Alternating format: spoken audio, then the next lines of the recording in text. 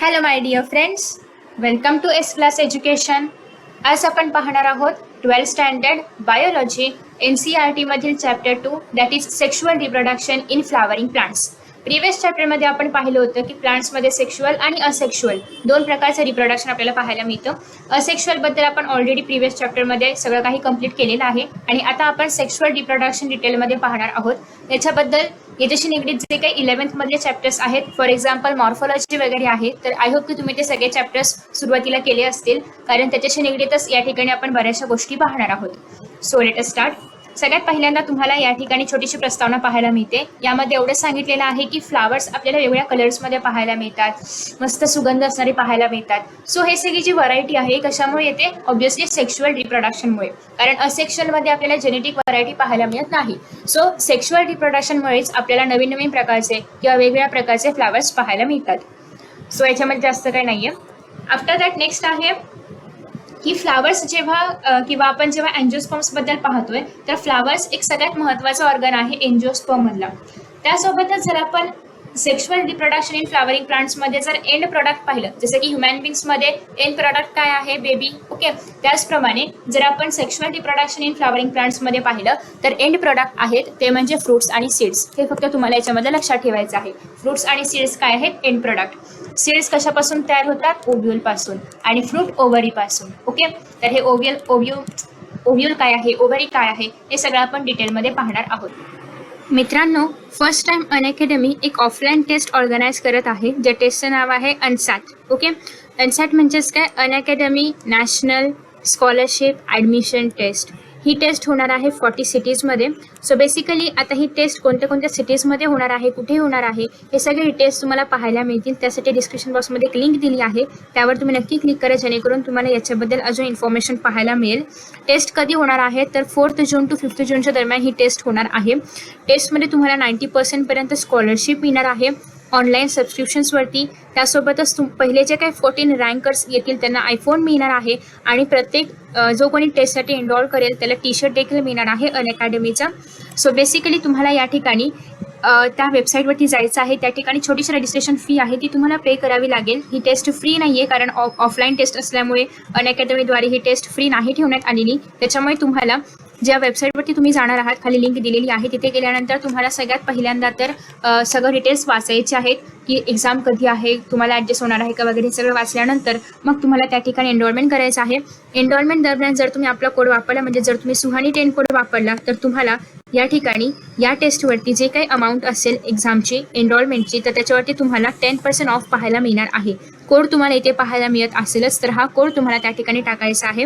रजिस्ट्रेशनची last date आहे ती म्हणजे 2 जूनला. 2 जूनपर्यंतच तुम्ही रजिस्ट्रेशन करू शकता. त्याच्यानंतर तुम्हाला एनरोलमेंट करता येणार नाही, आणि एनरोलमेंट करण्याआधी सगळे डिटेल्स नक्की चेक करा आणि मगच तुम्ही एनरोलमेंट करू शकता. बेनिफिट्स खूप जास्त आहेत आणि तुम्हाला टेस्टचा एक एक्सपिरियन्स देखील मिळेल. सो नक्की ट्राय करा. Best of luck for your exams and let us move towards our chapter. So सगळ्यात पहिल्यांदा ॲज यू ऑल नो की फ्लावर हे एक आपण कॅरेक्टरिस्टिक फीचर आहे एंजिओस्पर्मचं, असंही आपण म्हणू शकतो. नेक्स्ट या ठिकाणी बरीचशी इन्फॉर्मेशन आहे फ्लावरबद्दल, बट ती MCQसाठी वगैरे काही कामाची नाही आहे. सो तुम्हाला हवं असेल तुम्ही वाचू शकता. आपण जे महत्त्वाचं आहे तेच फक्त पाहणार आहोत. सो तुम्हाला या ठिकाणी फ्लावर पाहायला मिळते. आधी आपण फ्लावरचे सगळे पार्ट्स पाहूया. हे फ्लावर कसं आहे? बायसेक्शुअल आहे. बायसेक्शुअल फ्लावर म्हणजे काय? ज्या फ्लावरमध्ये मेल आणि फिमेल एकाच फ्लावरमध्ये प्रेझेंट असतं, त्याला आपण म्हणतो बायसेक्शुअल फ्लावर. आता याच्यामध्ये तुम्ही जर पाहिलं तर हा जो पूर्ण पार्ट आहे, एंटायर पार्ट हा एवढा, हा आहे फिमेल पार्ट, ज्याला आपण म्हणणार आहोत गायनोशियम. गायनोशियम. आणि हा जो पूर्ण पार्ट आहे, हे एक स्टॉक लाईक स्ट्रक्चर, आणि हे वरचं असं स्ट्रक्चर. सो हे जे पूर्ण स्ट्रक्चर आहे याला आपण म्हणणार आहोत अँड्रोशियम. ओके, सो अँड्रोशियम काय आहे? मेल पार्ट आहे, आणि गायनोशियम काय आहे? फिमेल पार्ट आहे. सो ज्या फ्लावरमध्ये मेल आणि फिमेल पार्ट एकाच फ्लावरमध्ये प्रेझेंट असणार आहे त्याला आपण म्हणणार आहोत बायसेक्शुअल फ्लावर. सो तुम्ही जर या ठिकाणी पाहिलं तर मी या मेल पार्टला, म्हणजे जे अँड्रोशियम आहे याला जरा सेपरेट ड्रॉ करते. ओके, सो आता या स्ट्रक्चरमध्ये तुम्ही जर पाहिलं तर हे जे खालचे असे स्टॉक लाईक स्ट्रक्चर आहे त्याला आपण म्हणणार आहोत फिलामेंट, आणि हे जे वरचं स्ट्रक्चर आहे त्याला आपण म्हणणार आहोत अँथर. तुम्हाला या ठिकाणी दोन पाहायला मिळतात, दोन लोब्स पाहायला मिळतात. काही फ्लावर्समध्ये सिंगल लोब देखील प्रेझेंट असतो. या अँथरच्या आतमध्ये असणार आहेत. ते कसे असतात, कुठे डिवायडेड असतात किंवा स्ट्रक्चर काय आहे हे सगळं आपण पुढे पाहणार आहोत. आता मी जस्ट थोडक्यात ओळख करून देते की नक्की फ्लावरमध्ये काय काय असतं. सो याच्यामध्ये असणार आहेत पोलन ग्रेन्स. ओके, काय असणार आहेत पोलन ग्रेन्स. या पोलन ग्रेन्समध्ये तयार होतात male gametes. Okay, so indirectly male gametes कोणामध्ये प्रेझेंट आहेत, अँथरमध्ये प्रेझेंट आहेत. दोनच पार्ट्स आहेत मेल सिस्टमचे. आता फिमेल सिस्टममध्ये तुम्ही जर पाहिलं तर हे जे सगळ्यात वरचा पार्ट आहे तर या पार्टला आपण म्हणणार आहोत स्टिग्मा. सो जेव्हा या ठिकाणी पोलन ग्रेन्स जे आहेत ते तयार होतात तेव्हा ते पोलन ग्रेन्स इथून उठून याच्यावर येतात. ते उठतात कसे, कोण घेऊन जातं का, हे सगळं आपण पॉलिनेशनमध्ये पाहूया. तर बेसिकली ही जी प्रोसेस आहे की ज्या ठिकाणी अँथरमध्ये असणारे पॉलन ग्रेन्स ट्रान्सफर होणार आहेत स्टिग्मावरती, त्या प्रोसेसला आपण म्हणतो पॉलिनेशन. ओके, या प्रोसेसबद्दल आपण डिटेलमध्ये पाहणार आहोतच चॅप्टरमध्ये, पॉलिनेशन. सो बेसिकली या ठिकाणी हे जे स्टिग्मा आहे हे थोडंसं स्टिकी असतं, जेणेकरून पॉलन ग्रेन्स आले की ते याच्यावरती स्टिक होतील. नेक्स्ट हे जे तुम्हाला अगेन स्टॉक लाईक स्ट्रक्चर पाहायला मिळते फिमेल बॉडीमधलं, त्याला आपण म्हणणार आहोत स्टाईल. ओके, आता याच्यामधून हे जे पोलन ग्रेन्स आहेत तर ते पोलन ट्यूबच्या सहाय्याने आतमध्ये जातात. इथे गेल्यानंतर हे जे तुम्हाला स्वॉलन किंवा फुगलेला पार्ट पाहायला मिळतोय त्याला आपण म्हणणार आहोत ओव्हरी. या ओव्हरीच्या आतमध्ये अशा पद्धतीने ते तुम्हाला ओव्ह्यूल्स पाहायला मिळतील. ओके, हे काय आहेत आतमध्ये असणारे ओव्ह्यूल्स. म्हणजे बेसिकली ओव्हरीच्या आतमध्ये जे असतात तर ते ओव्ह्यूल्स प्रेझेंट असतात. ओके, आता ओव्ह्यूल्सच्या आतमध्ये काय असतं किंवा एग सेल कुठे असतं हे आपण नंतर जेव्हा आपण फक्त फिमेल बॉडीचा अभ्यास करू त्याच्यामध्ये आपण ते पाहणार आहोत. सो बेसिकली आतमध्ये आहे ओव्ह्यूल्स. आफ्टर दॅट नेक्स्ट हे तर झालं मेल आणि फिमेल दोन्ही पार्ट्स आपण पाहिलेले आहेत. नेक्स्ट आहेत या आहेत प्लांटच्या पाकळ्या. एका पाकळीला आपण म्हणतो पेटल्स आणि सगळे पेटल्स मिळून त्या पूर्ण स्ट्रक्चरला आपण म्हणणार आहोत कोरोला. ओके, एका ह्याला आपण काय म्हणणार आहोत पेटल्स आणि सगळ्या पाकळ्यांना मिळून आपण एकत्रितपणे म्हणतो कोरोला. आफ्टर दॅट नेक्स्ट आहे हे जे तुम्हाला खाली असे पाहायला मिळतात ना, तुम्ही गुलाबाचं फुल पाहिलं असेल त्याच्या खाली तुम्हाला अशा ग्रीन कलरच्या पाकळ्यांसारखं, पाकळ्या नाही म्हणता येणार बट खाली पानासारखं स्ट्रक्चर पाहायला मिळतं ग्रीन कलरचं, त्याला आपण म्हणणार आहोत सेपल्स. ओके, एका ह्याला आपण सेपल्स म्हणतो, खूप सारे सेपल्स मिळून त्याला आपण कॅलिक्स म्हणणार आहोत. हे सगळं तुम्ही ऑलरेडी मॉर्फोलॉजीमध्ये पाहिलेलं आहे किंवा 9th-10th मध्ये पाहिलं असेल. सो त्याला आपण म्हणणार आहोत कॅलिक्स. आता जर आपण फ्लावरमध्ये पाहिलं तर 4 प्रकारचे व्होरल्स असतात. काय असतात, व्होरल्स किंवा याला वरल्स असं काही बरेचसे प्रोनाउन्सिएशन आहेत, त्यामधलं व्होरल्स मी करते. सो आता या ठिकाणी सगळ्यात फर्स्ट आहे ते म्हणजे अँड्रोशियम, दुसरं आहे ते म्हणजे गायनोशियम, तिसरं आहे ते म्हणजे कोरोला आणि चौथा आहे ते म्हणजे कॅलिक्स. Okay, AGCC. सो आता या ठिकाणी अँड्रोशियम आणि गायनोशियम काय आहे, मेल फिमेल पार्ट आहेत, म्हणजे खूप गरजेचे पार्ट आहेत, कारण हे नसतील तर सेक्शुअल रिप्रोडक्शन होणार नाही. सो ह्याला आपण म्हणणार आहोत इसेन्शियल व्होरल. किती सिम्पल आहे. आणि नेक्स्ट आहे कोरोला आणि कॅलिक्स. कोरोला कशासाठी आहेत, म्हणजे पाकळ्या. पाकळ्या का असतात तर जे कीटक बिटक आहेत त्यांना आकर्षित करण्यासाठी ते पाकळ्या असतात. आणि कॅलिक्स काय आहे की जेव्हा हे फ्लावर बर्ड असेल म्हणजे कळी जेव्हा असेल तेव्हा त्याला प्रोटेक्ट करण्यासाठी कॅलिक्सचा उपयोग होतो. सो बेसिकली हे दोन काय असले नसले तरी म्हणजे असं रिप्रोडक्शनवरती काही फरक पडणार नाहीये, त्यामुळे याला आपण म्हणणार आहोत ॲक्सेसरी व्होरल्स, याला आपण म्हणतो essential whorls. Okay, so I hope की इथपर्यंत तुम्हाला सगळ्यांना सगळं काही कळलेलं आहे. आता आपण ॲक्च्युअल चॅप्टरला स्टार्ट करूया. सो नेक्स्ट जर आपण पाहिलं या पेजवरती काही इम्पॉर्टंट आहे का, तर या ठिकाणी flowers are morphological and embryological marvel and the sites of the sexual reproduction. जसं की तुम्ही या ठिकाणी पाहिलं फ्लावर्समध्येच मेल आणि फिमेल दोन्ही पार्ट्स प्रेझेंट आहेत, त्याच्यामुळे ऑब्व्हियसली फ्लावर हेच प्लांट्समधलं एक सेक्शुअल रिप्रोडक्शनची साईट आहे ज्या ठिकाणी सेक्शुअल रिप्रोडक्शन होतं. सो हे फक्त लक्षात ठेवायचं तर ठेवू शकता की flower is the site of sexual reproduction in plants. आता ॲक्च्युअल चॅप्टरला सुरुवात होते, ते म्हणजे प्री फर्टिलायझेशन. याच्या आधी आपण फर्स्ट चॅप्टरमध्ये पाहिलं होतं की 3 प्रकारामध्ये 3 फेजेसमध्ये आपण सेक्शुअल रिप्रोडक्शनला डिवाइड करतो. एक तर प्री फर्टिलायझेशन, त्याच्यानंतर आहे ॲक्च्युअल फर्टिलायझेशन आणि तिसरं आहे ते म्हणजे पोस्ट फर्टिलायझेशन. सेम आपण प्लांट्समध्ये हे तेच करणार आहोत. प्री फर्टिलायझेशनमध्ये काय काय होणार आहे, गॅमेट तयार होणार आहे, गॅमेट फॉर्मेशन ज्याला आपण गॅमेटोजेनेसिस म्हणतो, आणि गॅमेट ट्रान्सफर होणार आहे. ओके, ज्याला आपण इथे पॉलिनेशन म्हणणार आहोत. आणि नेक्स्ट आहे फर्टिलायझेशनमध्ये ॲक्च्युअल मेल आणि फिमेल गॅमेट फर्टिलाइज होणार आहेत आणि ॲज अ रिझल्ट म्हणून या ठिकाणी झायगोट तयार होणार आहे. पोस्ट फर्टिलायझेशनमध्ये काय होणार आहे, प्लांट्समध्ये झायगोट आणि एंडोस्पर्म डेव्हलप होतं. ओके, एंडोस्पर्म काय आहे वगैरे हे सगळं आपण पुढे पुढे पाहणार आहोत. फक्त याची मी थोडक्यात तुम्हाला आयडिया दिली की 3 फेजेसमध्ये काय काय होतं. सो प्री फर्टिलायझेशनमध्ये सगळ्यात पहिल्यांदा बरेचसे हॉर्मोनल आणि स्ट्रक्चरल चेंजेस प्लांट बॉडीमध्ये होत असतात. Inflorescence are formed which bear the floral buds on and then the flowers. Inflorescence काय आहे की ज्या म्हणजे प्लांटच्या ज्या दांडीवरती सगळे फ्लावर्स वगैरे येतात त्या दांडीला आपण पेडंकल म्हणतो आणि ते सगळे जे फ्लावर्स आहेत त्यांचा एक गुच्छ त्याला आपण इन्फ्लोरेसन्स म्हणतो. सो इन्फ्लोरेसन्स वरती काय होतात, बेसिकली फ्लावर्स बॉर्न होतात आणि त्या ज्या दांडीवरती किंवा ज्या स्टॉकवरती बॉर्न होतात त्याला आपण पेडंकल म्हणतो. So in the flower the male and female reproductive structures, that is androecium and gynoecium, differentiate and develop. एकतर जेव्हा फुल फ्लावर डेव्हलप होणार आहे तेव्हा त्याच्यामध्ये जर बायसेक्शुअल असेल तर अँड्रोशियम गायनोशियम एकाच फ्लावर मध्ये असणार, जर युनिसेक्शुअल असेल तर अँड्रोशियम वेगळ्या फ्लावर मध्ये, गायनोशियम वेगळ्या फ्लावर मध्ये. डिपेंड्स की ते प्लांट्स कोणते आहेत किंवा ते फ्लावर्स कोणत्या प्रकारचे आहेत. ओके, बेसिकली तुम्ही जर हिबिस्कस मध्ये वगैरे पाहिलं तर त्या ठिकाणी अँड्रोशियम आणि गायनोशियम एकाच फ्लावर मध्ये असतं. बट तुम्ही जर पपायाचं फ्लावर पाहिलं तर त्याच्यावरती अँड्रोशियम आणि गायनोशियम डिफरंट फ्लावर्स मध्ये असतं. सो नेक्स्ट आहे, ओके, सो तुम्हाला बाकी नंतर एक्सपेरिमेंट्स वगैरे सांगितले ते आपण सोडून देऊया. आता आपण सगळ्यात पहिल्यांदा मेल पार्ट बद्दल म्हणजेच अँड्रोशियम बद्दल स्टडी करणार आहोत. अँड्रोशियम मध्ये काय काय आहे, सगळ्यात पहिल्यांदा वरती अँथर आहे, हे जे आहे याला आपण म्हणणार आहोत फिलामेंट, आणि या पूर्ण अँथर आणि फिलामेंटला मिळून आपण काय म्हणतो, स्टेमन. ओके, सो स्टेमन कोणाचं नाव आहे, अँड्रोशियमचं. अँड्रोशियम म्हणजे काय आहे, मेल पार्ट आहे. मेल पार्ट मध्ये काय काय येतं, अँथर आणि फिलामेंट. ओके, नेक्स्ट आहे मायक्रोस्पोरेंजिया. मायक्रोस्पोरेंजिया म्हणजे अँथरच्या आतमध्ये स्ट्रक्चर्स डेव्हलप होतात. आणि नेक्स्ट आहे पोलन ग्रेन. पोलन ग्रेनला आपण अजून एक म्हणतो, दॅट इज मेल गॅमॅटोफाइट. याच्या आधी तुम्ही प्लांट किंगडम मध्ये गॅमॅटोफाइट बद्दल वगैरे अभ्यास केला असेलच. गॅमॅटोफाइटची स्पेलिंग काय लिहिली मी, गॅमॅटोफाइट येस करेक्ट होती. जाऊ दे, स्पेलिंग तुम्ही चेक करा नंतर जी काय असेल ती. जाऊ दे, बरोबर लिहिते आता. ओके, गॅमॅटोफाइट. सो बेसिकली जे मेल गॅमॅटोफाइट आहे त्याला आपण पोलन ग्रेन्स म्हणतो. मेल गॅमॅटोफाइट आहे त्याच्यामुळे हे कसं असणार आहे, एनहॅप्लॉइड असणार आहे. ओके, याच्यामध्ये असणार आहेत मेल गॅमेट्स. आता ते मेल गॅमेट्स कसे तयार होतात हे आपण नेक्स्ट पेजेसमध्ये पाहणार आहोत. सो बेसिकली हे जे स्टेमेन आहे म्हणजे जो मेल पार्ट आहे त्याच्यामध्ये दोन पार्ट्स पडतात. एक तर आहे फिलामेंट आणि अँथर. फिलामेंट कसा आहे, लॉंग आहे, स्लेंडर आहे, स्टॉक लाईक आहे. आणि अँथर कसा आहे, दॅट इज बायलोब्ड. हा एक लोब आहे पुढचा, हा एक मागचा लोब आहे. सो अँथर कसा आहे, बायलोब्ड आहे. आणि आपलं जे फिलामेंट आहे ते कसं आहे, लॉंग आहे, स्लेंडर आहे, स्टॉक लाईक स्ट्रक्चर आहे.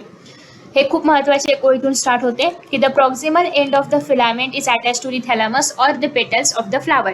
सो आता हे पूर्ण स्टेमन आहे. ह्याचं प्रॉक्सिमल म्हणजे हे जे एंड आहे तर हे एंड कुठे अटॅच असतं, थॅलॅमसला.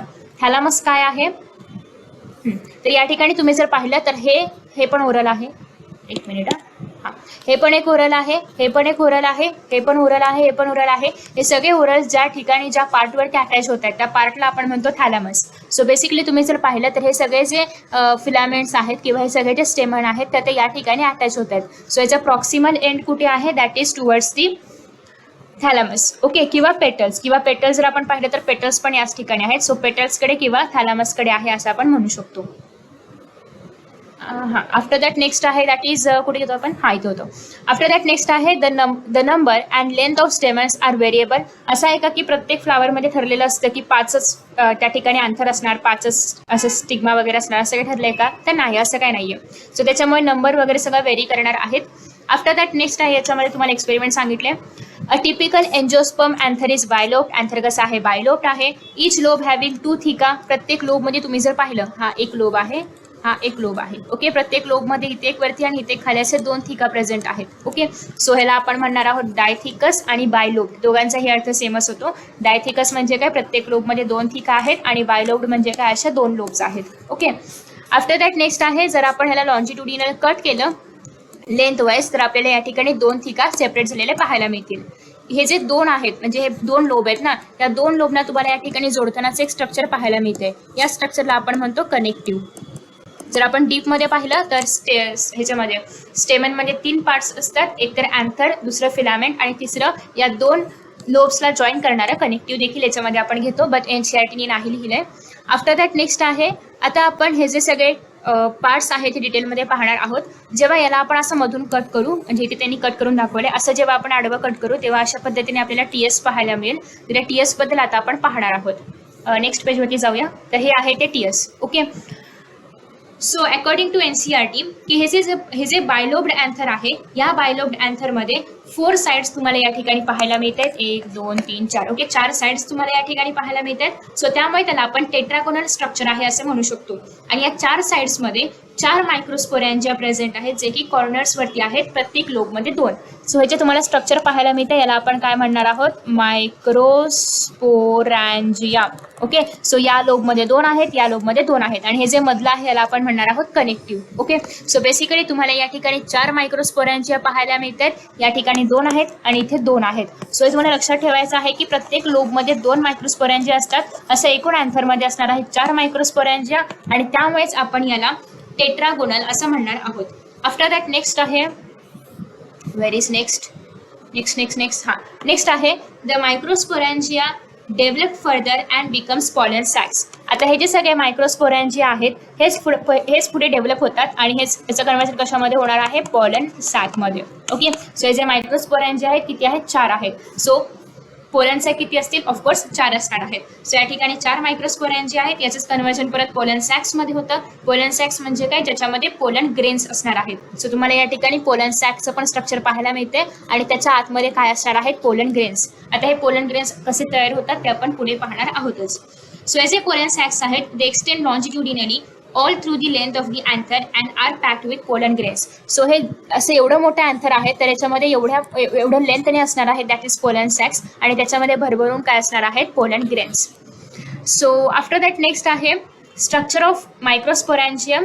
In a transverse section, a typical microsporangium appears near circular outline. So he G circular outline आहे याच्या नियर तुम्हाला पाहायला मिळते मायक्रोस्पोरॅन्जियम. ओके आफ्टर दॅट नेक्स्ट आहे next. It is generally surrounded by 4 wall layers, that is epidermis, endothecium, next आहे middle layer आणि चौथा आहे tapetum.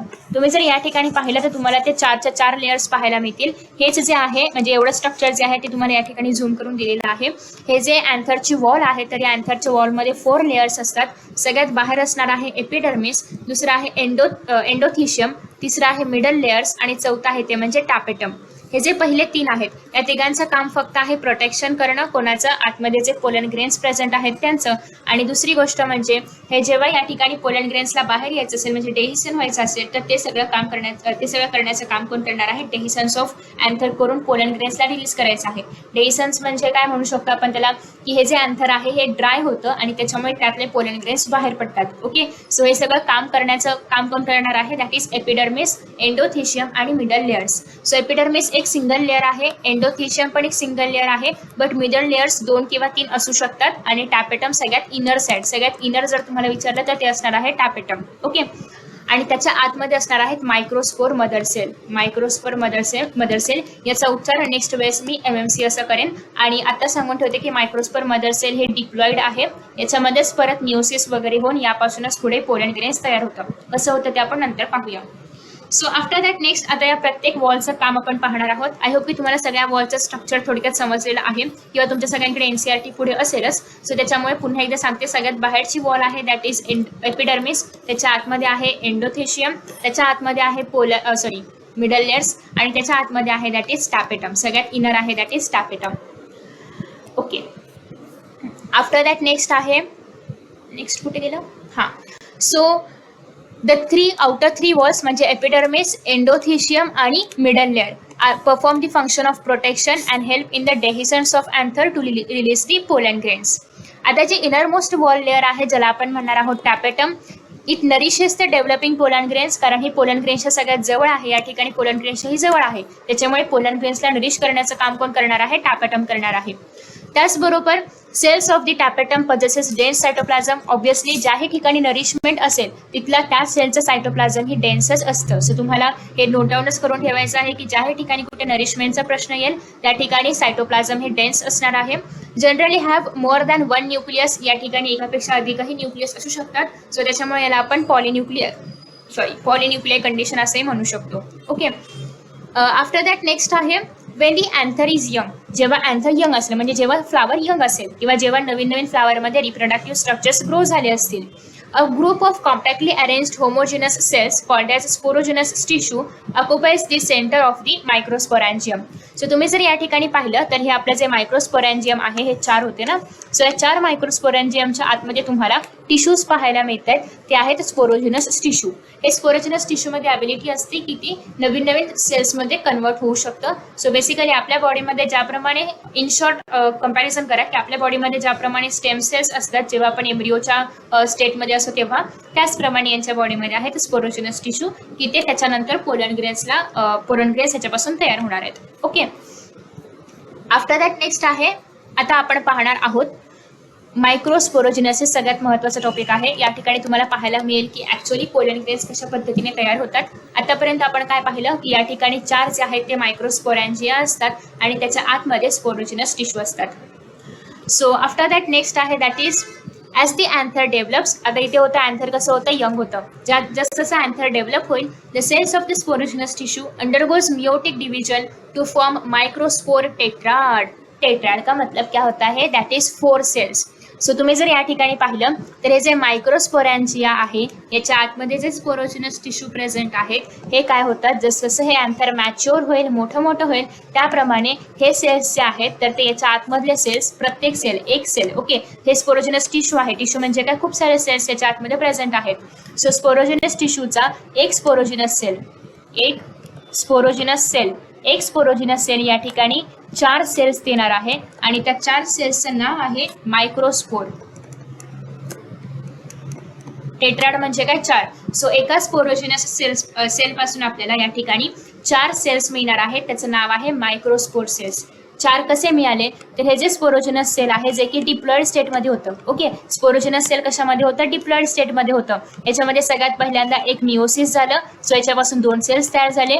दुसरं मिओसिस झालं आणि याच्यामध्ये हॅप्लॉइड 4 सेल्स तयार झाले. त्याच्यामुळे हे जे टेट्राड तयार झालेलं आहे मायक्रोस्पोरचं, हे कसं आहे, हॅप्लॉइड आहे. तुम्हाला प्लॉइडी पण लक्षात ठेवायची आहे, हॅप्लॉइड डिप्लॉइड काय आहे, कारण याच्यावरती पण प्रश्न येतात. ओके, आणि आलेले पण आहे, तुम्ही प्रिव्हियस इयरचे क्वेश्चन्स पण त्यासाठी चेकआउट करू शकता.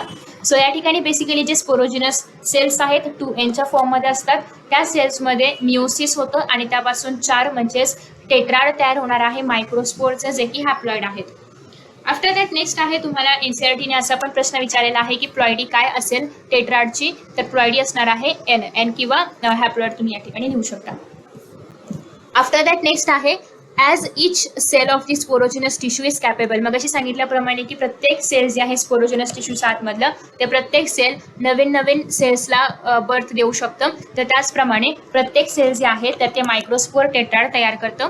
आता या ठिकाणी प्रत्येक आफ्टर दॅट नेक्स्ट आहे each one is a potential pollen और मायक्रोस्पोर मदर सेल. आता हे जे प्रत्येक 1SC आहे म्हणजे प्रत्येक स्पोरोजिनस सेल आहे त्या स्पोरोजिनस सेल्सलाच आपण काय म्हणणार आहोत, मायक्रोस्पोर मदर सेल. सो तुम्हाला या ठिकाणी खूप सारे आतमध्ये मायक्रोस्पोर मदर सेल्स पाहायला मिळतात ना, हे रेड किंवा पिंक जे पण कलरचे आहेत ते, हेच काय आहेत मायक्रोस्पोर मदर सेल्स. यालाच आपण काय म्हणू शकतो, स्पोरोजिनस सेल्स म्हणू शकतो. याचा एक ग्रुप म्हणजे स्पोरोजिनस टिश्यू जो की प्रेझेंट आहे मायक्रोस्पोरॅन्जियाच्या आतमध्ये. मायक्रोस्पोरॅन्जिया आहे प्रत्येक लोब मध्ये कुठल्या अँथरच्या एका लोबमध्ये 2, अशा प्रकारे एकूण 4 मायक्रोस्पोरॅन्जियम प्रेझेंट आहेत. ओके, सो आय होप की सगळं लोकेशन वगैरे क्लिअर झालं असेल.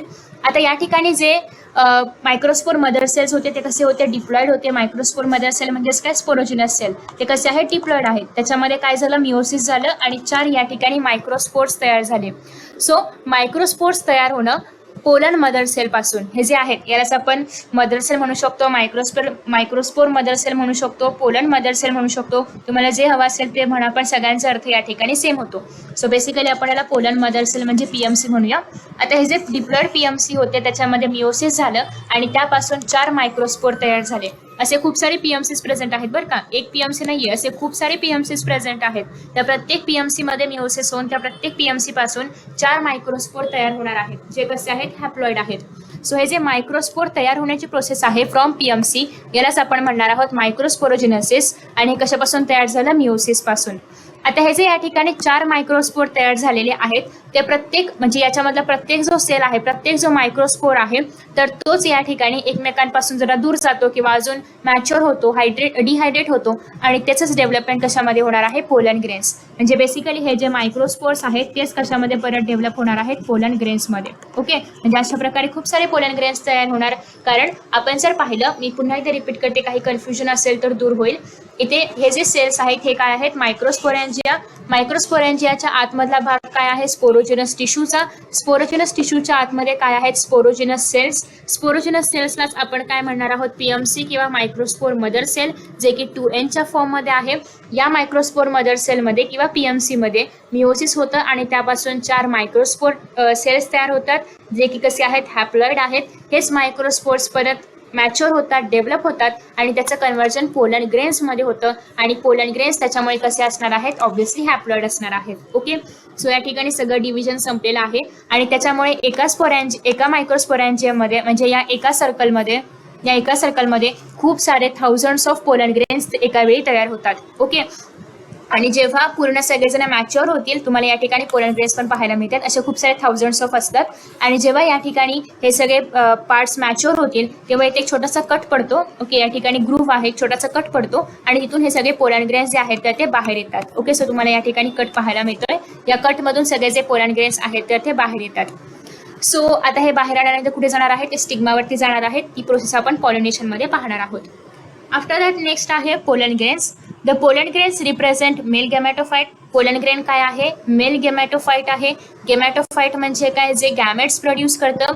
पुन्हा एकदा सांगते, पोलन ग्रेन हा गॅमेट नाहीये, पोलन ग्रेन गॅमेटोफाइट आहे, जे अजून गॅमेट पुढे प्रोड्यूस करणार आहे. आतापर्यंत फक्त गॅमेटच तयार झालंय आणि गॅमेट नेहमी हॅप्लॉइड कंडिशनमध्ये असतं आणि गॅमेटोफाइट नेहमी हॅप्लॉइड कंडिशनमध्ये असतं आणि स्पोरोफाइट नेहमी डिप्लॉइड कंडिशनमध्ये असतं. ओके, आफ्टर दॅट नेक्स्ट आहे पोलन ग्रेन्स बद्दल आपण आता नेक्स्ट ह्याच्यामध्ये पाहूया, नेक्स्ट पेजवरती. बाकी सगळ्यात एक्सपेरिमेंट्स आहे, तुम्ही ते हवं तर करू शकता. तर पोलन ग्रेन्स साधारणतः असे काटेवाले असतात, सिंपल असतात किंवा डिझायनरी असतात, जाम व्हरायटी याच्यामध्ये. सो हवं ते तुम्ही घेऊ शकता. आणि अजून एक की पोलन ग्रेन्सचे हे सगळी अशा प्रकारची व्हरायटी असल्यामुळे पोलन ग्रेन्सला म्युझियममध्ये सुद्धा ठेवलं जातं. ओके, आफ्टर दॅट नेक्स्ट आहे, हे सगळे एक्सपेरिमेंट तुम्ही नंतर करा, कलर बिलर शेप बीप जे पण असेल ते. Pollen grains are generally spherical. हे NCERTच्या लाईन्स आहेत ते स्पेरिकल असतं, गोल असतं, जे पण असेल तसं असतं. सो बेसिकली बॉलप्रमाणे आपण पोलन ग्रेन्सला कन्सिडर करूया आणि हे कशा आहेत, स्पेरिकल आहेत. यांचं जे डायामीटर आहे ते साधारणतः 25 to 50 मायक्रोमीटर्सपर्यंत असतं. डायामीटर सांगितलेलं आहे, रेडियस नाही. रेडियस याच्या हाफ करा, साधारणतः 12 to 25 मायक्रोमीटर रेडियस असेल. बट NCERTने डायामीटर सांगितलंय, सो क्वेश्चनमध्ये कन्फ्युजन होऊ देऊ नका. तर बेसिकली पोलन ग्रेन्स हे स्पेरिकल शेपमध्ये असतात आणि 25 to 50 मायक्रोमीटर ह्याचं डायामीटर असणार आहे.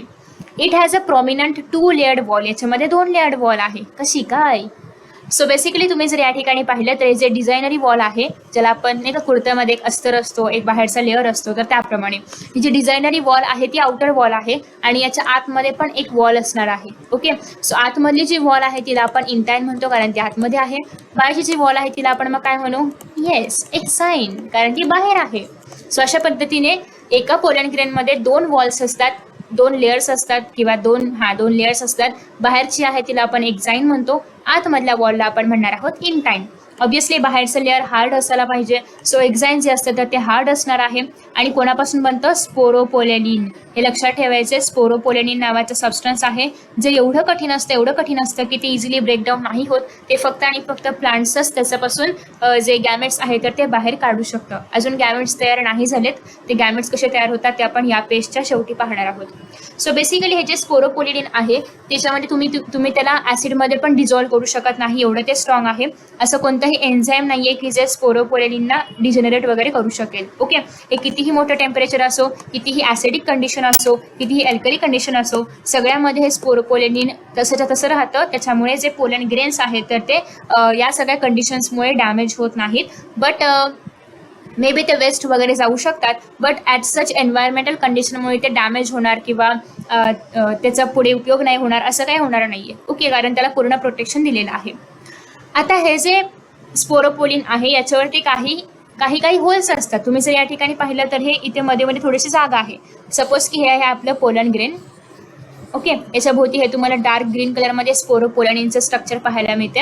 आता या ठिकाणी काय झालं की मध्ये कसं दाखवणार आता हे, ओके, मध्ये या ठिकाणी हे स्पोरोपोलेनिन काय आहे, ॲब्सेंट आहे. ओके, सपोज करा की मध्ये स्पोरोपोलेनिन काय आहे, ॲब्सेंट आहे.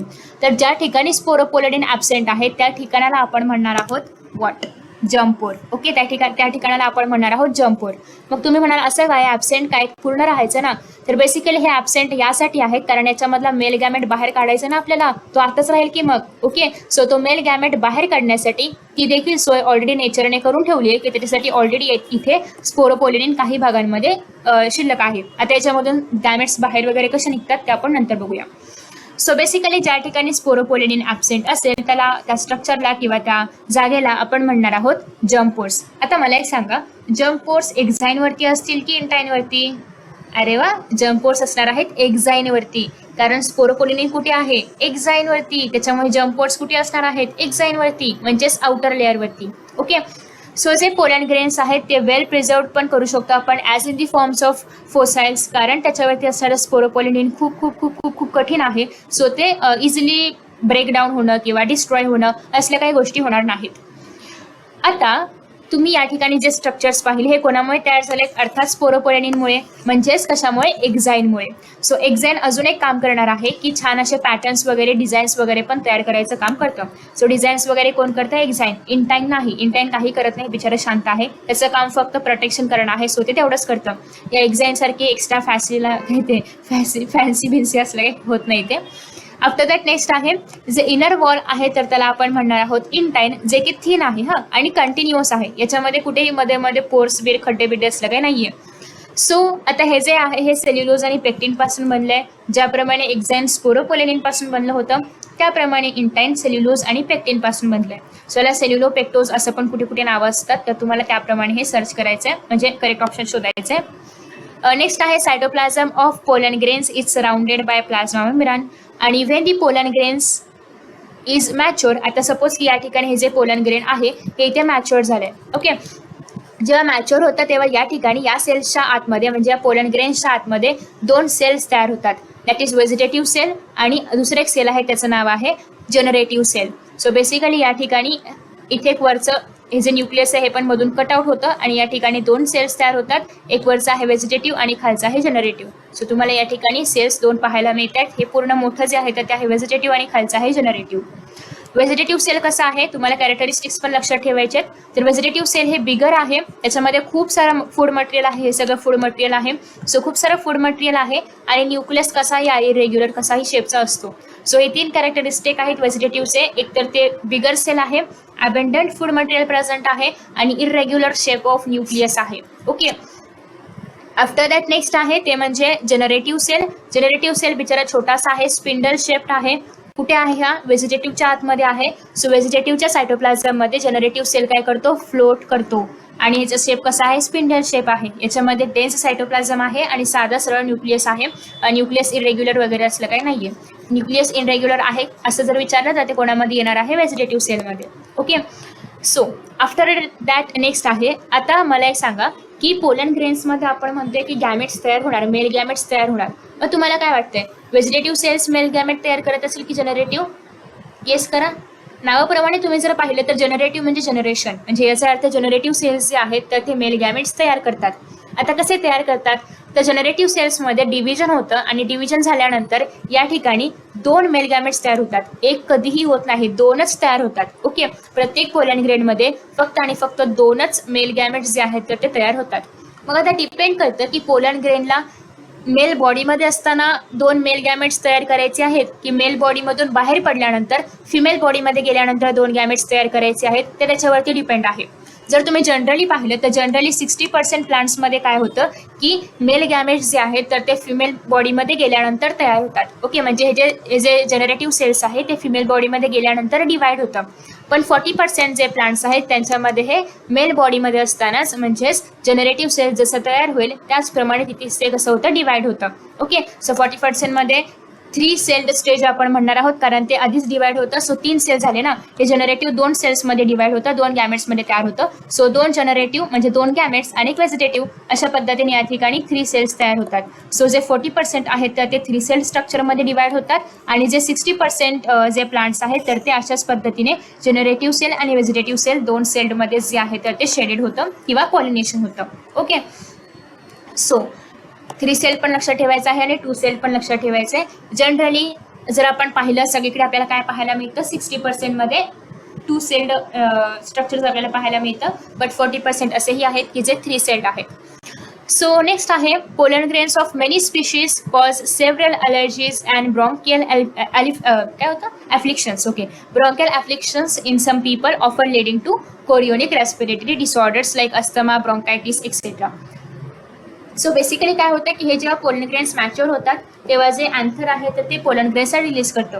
आता बऱ्याचदा काय होतं की हवेमुळे हे जे पोलन ग्रेन्स आहेत तर ते असे उडतात, म्हणजे ऑब्व्हियसली हवा खूप फास्ट येते आणि पोलन ग्रेन्स खूप हलके आणि खूप छोटेसे असतात, इनकॉन्स्पिक्युअस असतात. सो त्याच्यामुळे ते पटकन असे झाडावरून पसरले जातात. आणि जर आपण बागेमध्ये किंवा जंगलामध्ये जर गेलो आणि जर त्या ठिकाणी एकाच प्रकारचे एकाच स्पीशीजवाले फ्लावर्स असतील आणि त्यांचे एकाच टाइमला सगळ्यांचे पॉलिनेशन जर होत असेल तर ते सगळे पोलन ग्रेन्स उडू लागतात हवेमध्ये, म्हणजे हवेमध्ये मिक्स होतात आणि ते मे बी यदा कधीच आपल्या नाकामध्ये वगैरे जर गेले तर काही लोकांना याची ॲलर्जी होते, काहींना होते, काहींना नाही होत. मग याच्यामुळे काहींना अस्थमा होऊ शकतो, काहींना ब्रॉन्कायटिस होऊ शकते, कारण हे काय होतात पोलन ग्रेन्स खूपच मायन्यूट असतात. सो दॅट्स वाय की देर आर हायली चान्सेस की ते आपल्या ट्रेकियामधून आपल्या अल्व्हिओलायमध्ये जाऊन तिथे काहीतरी ब्लॉक करू शकतात. ओके, सो दॅट्स वाय याचा पण काही जणांना प्रॉब्लेम होतो, अस्थमा वगैरे होऊ शकतो याच्यामुळे. सो आफ्टर दॅट नेक्स्ट आहे, आता याच्यामध्ये पण असं नाही की सगळेच पोलन ग्रेन्स डॅमेज करतात असं काही नाहीये. काही पर्टिक्युलर स्पीशीजचेच पोलन ग्रेन्स आपल्या लंग्सला वगैरे किंवा अल्व्हिओलायमध्ये वगैरे जाऊन बसू शकतात. काहीच परिणाम करत नाहीत, काही चांगले असतात. Okay, so it may be mention that parthenium और कॅरोट ग्रास, पार्थेनियम किंवा त्याचं दुसरं नाव आहे लोकल लँग्वेजमधलं that is carrot grass, that came into India as a contaminant with imported wheat मतलब कैसा बाहर का wheat. Okay, has become ubiquitous in occurrence and causes pollen allergy. Pollen allergy म्हणजे काय, हे डिसीजेस होणं. ओके, सो कॅरोट ग्रास म्हणजेच पार्थेनियमचे जे काही पोलन ग्रेन्स आहेत ते खूप मोठ्या प्रमाणामध्ये पोलन ॲलर्जी दाखवतात. म्हणजे ते जर आपल्या नाकातोंडात जर गेलं तर मे बी त्याच्यामुळे आपल्याला अस्थमा वगैरे होऊ शकतो. हे कुठून आपल्या देशामध्ये आले होते, व्हीट आपण इम्पोर्ट केलं होतं बाहेरच्या देशामधून, तर त्या व्हीट सोबत हे कॅरोट ग्रासचे दाणे पण म्हणजे पोलन ग्रेन्स पण आले होते आणि ते आता आपल्या इंडियातच कायमचे राहायला आलेले आहेत. ओके, सो हे नावं लक्षात ठेवायचे आहेत. पोलन ॲलर्जीमध्ये तुम्हाला विचारलं जातं, हा पूर्ण पॅराग्राफ रिलेटेड होता दॅट इज ॲलर्जीबद्दल, पोलन ॲलर्जीबद्दल. ओके, म्हणजे पोलनला ॲलर्जी होत नाही, पोलनमुळे आपल्याला जी ॲलर्जी होते तर ती. आफ्टर दॅट नेक्स्ट आहे दॅट इज, आपण पोलन ग्रेन्स कंप्लीट करूया ना, हां चालेल. आफ्टर दॅट नेक्स्ट आहे that is pollen grains are rich in nutrients. तुम्हाला माहिती आहे का पोलन ग्रेनमध्ये जाम न्यूट्रियंट असतं. तुम्ही जर पोलन ग्रेन्स खात असाल ना तर तुम्ही एकदम स्ट्रॉंग व्हाल. बट असं काही या ठिकाणी मेन्शन नाही केले की पोलन ग्रेन्स खाल्ले वगैरे पाहिजेत. हे फक्त ॲथलीट्ससाठी असतं किंवा फक्त हॉर्सेससाठी असतं की ज्यांना खूप जास्त एनर्जी किंवा स्टॅमिनाची गरज आहे. सो त्यांच्यासाठी असे पोलनचे कॅप्सूल्स वगैरे पण मिळतात, जेणेकरून त्यांना ऑब्व्हियसली त्यांना खूप जास्त एनर्जी पाहिजे ॲथलीट्सला, त्यांना खूप जास्त आपण काय म्हणू शकतो फिजिकल मुवमेंट्स वगैरे करायचे आहेत. सो दॅट्स वाय ते हे देखील कन्झ्युम करतात. सो हे जे पोलन ग्रेन्स आहेत त्याच्यामुळे किंवा पोलन टॅबलेट्स पण तयार केले जातात त्याच्या, आणि आजकालची फॅशन आहे ही, तर पोलन टॅबलेट्स किंवा जे फूड सप्लिमेंट्स आहेत ते देखील ॲज अ फूड सप्लिमेंट्स म्हणून घेतले जातात. वेस्टर्न कंट्रीजमध्ये याला जास्त डिमांड आहे आणि याच्यामुळे ॲथलेट्स आणि जे हॉर्सेस वगैरे आहेत त्यांचा परफॉर्मन्स इन्क्रीज होतो. तर बेसिकली असे काही याचे पॅकेट्स वगैरे येतात. हे हनीबीजपासून कलेक्ट केलेलं आहे.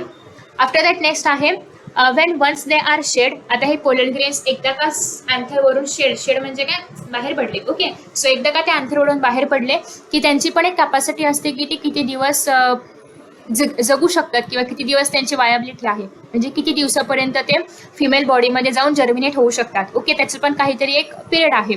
सो बेसिकली तुम्ही जर पाहिलं तर त्या पिरियडला आपण म्हणणार आहोत वायाबिलिटी. म्हणजे काय, त्या पिरियडपर्यंत सपोज वन डे असेल तर त्या पोलन ग्रेनला एका दिवसात फिमेलच्या पार्टवरती म्हणजे स्टिग्मावरती पोहोचायचं आहे आणि या ठिकाणी जर्मिनेट व्हायचं आहे. जर ते दुसऱ्या दिवशी गेलं म्हणजे सेकंड थर्ड डेला गेलं तर ते या ठिकाणी जर्मिनेशन करू शकत नाही.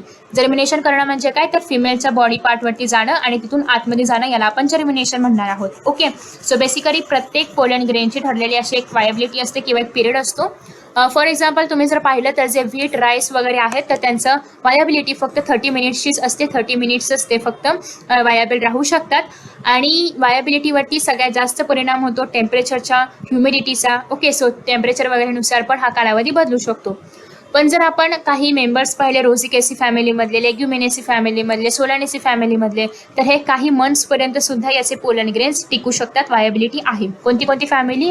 रोझिकेसी फॅमिली, लेग्युमिनेसी फॅमिली आणि सोलानेसी फॅमिली. याच्या व्यतिरिक्त कोणतीही इतर फॅमिली एनसीईआरटीने मेन्शन नाही केली आहे. सो हे 3च लक्षात ठेवायचे आहेत, रोझिकेसी, लेग्युमिनेसी आणि सोलानेसी. या 3 फॅमिलीजमधले जर कुठले पोलन ग्रेन्स असतील तर ते मात्र सेव्हरल मंथ्सपर्यंत सर्व्हाइव्ह करू शकतात. ओके, त्यांची वायबिलिटी आहे. याच्या आधी सांगितल्याप्रमाणे पोलन ग्रेन्सचं आउटर कव्हरिंग खूप स्ट्रॉंग आणि हार्ड असतं, त्याच्यामुळे हे जे पोलन ग्रेन्स आहेत तर ते खूप वर्षापर्यंत देखील आपण स्टोअर करून ठेवू शकतो हवं असेल तर. जसं की आपल्या बॉडीमध्ये स्टेम सेल्स जे आहेत तेही स्टोअर करून ठेवले जातात पुढे मागे जर बॉडीला हवं असेल काही ऑर्गन वगैरे तयार करून, किंवा कुठला एखादा कट वगैरे झाला असेल इंटरनल ऑर्गन्समध्ये तर तो कट भरून येण्यासाठी वगैरे स्टेम सेल्सचा वापर केला जातो. खूप मायनर कट नाही, खूप मोठं काही झालं असेल तर त्यासाठी. त्याच्यामुळे स्टेम सेल्स जे आहेत आपल्या बॉडीमधले प्रिझर्व करून ठेवतात. बट डिपेंड्स की त्या पॅरेंट्सने ठेवून दिलं असेल तर, किंवा हे खूप एक्सपेन्सिव्ह असतं हे, कारण स्टेम सेल्स स्टोअर करणं खूप साधी गोष्ट नाही आहे. त्याला महिन्याला खूप सारे पैसे द्यावे लागतात त्या ऑर्गनायझेशनला, जेणेकरून ते स्टेम सेल्स ठेवू शकतात. त्याचप्रमाणे जे पोलन ग्रेन्स आहेत त्यांनाही आपण ठेवू शकतो एका पर्टिक्युलर कंडिशनमध्ये, जेणेकरून पुढे मागे जर ती स्पीशीज नष्ट वगैरे झाली तर त्या पोलन ग्रेन्सच्या आधारे, किंवा एखादं फ्लावर जरी असेल तरी त्या पोलन ग्रेन्सच्या आधारे फिमेल फ्लावरमध्ये जर्मिनेशन वगैरे करून नवीन स्पीशीज मे बी तयार केली जाऊ शकते. यासाठी ते ठेवतात प्रिझर्व करून. बट त्यासाठी कंडिशन अशी आहे की त्यांना प्रिझर्व करण्यासाठी लागतो लिक्विड नायट्रोजन, जो की -196 डिग्रीमध्ये असेल. ओके, सो ही कंडिशन असेल तरच ते लोक काय होतात त्या ठिकाणी स्टोअर करून वगैरे प्रिझर्व करून ठेवले जाऊ शकतात. आफ्टर दॅट नेक्स्ट आहे पिस्टिल, मेगास्पोरॅन्जियम, दॅट इज ओव्ह्यूल आणि एम्ब्रिओ सॅक. या ठिकाणी आपला जो मेल पार्ट आहे म्हणजे जो अँड्रोशियम आहे तो पूर्ण कंप्लीट झालेला आहे. पोलन ग्रेन्स तयार झालेत, मेल गॅमेट्स त्याच्यामध्ये तयार झालेले आपण पाहिलं. मेल गॅमेट्स नेहमी 2 तयार होतात, दोन्हीही मेल गॅमेट्स हॅप्लॉइड होतात, हॅप्लॉइड असतात. इनफॅक्ट पूर्ण जे पोलन ग्रेन आहे तर तेच हॅप्लॉइड असतं. ओके, नेक्स्ट आहे फिमेल पार्ट, ज्याला आपण पिस्टिल म्हणतो, ज्या ठिकाणी काय काय येतं? स्टिग्मा, स्टाईल आणि ओव्हरी. ओके, त्याला आपण पिस्टिलही म्हणतो, त्याला आपण गायनोशियम सुद्धा म्हणतो. त्याला अजून बरीचशी नावं आहेत जी आपण नेक्स्ट व्हिडिओमध्ये पाहणार आहोत. सो आय होप की तुम्हाला आजचा व्हिडिओ आवडला असेल आणि thank you so much for watching this video. As you can see की हा चॅप्टर थोडासा मोठा आहे, त्याच्यामुळे कंप्लीट व्हायला वेळ लागेल. बट आय एम शुअर की मी लवकरच पूर्ण चॅप्टर कंप्लीट करण्याचा प्रयत्न करेन आणि तुम्ही सगळे व्हिडिओज एकत्र सुद्धा पाहू शकता. म्हणजे हेच एक 1 शॉर्ट व्हिडिओ पण तयार होईल, तेव्हा तुम्ही पूर्ण चॅप्टर देखील एकत्र तुम्हाला पाहता येईल. So thank you so much for watching this video and see you in the next video. Bye bye.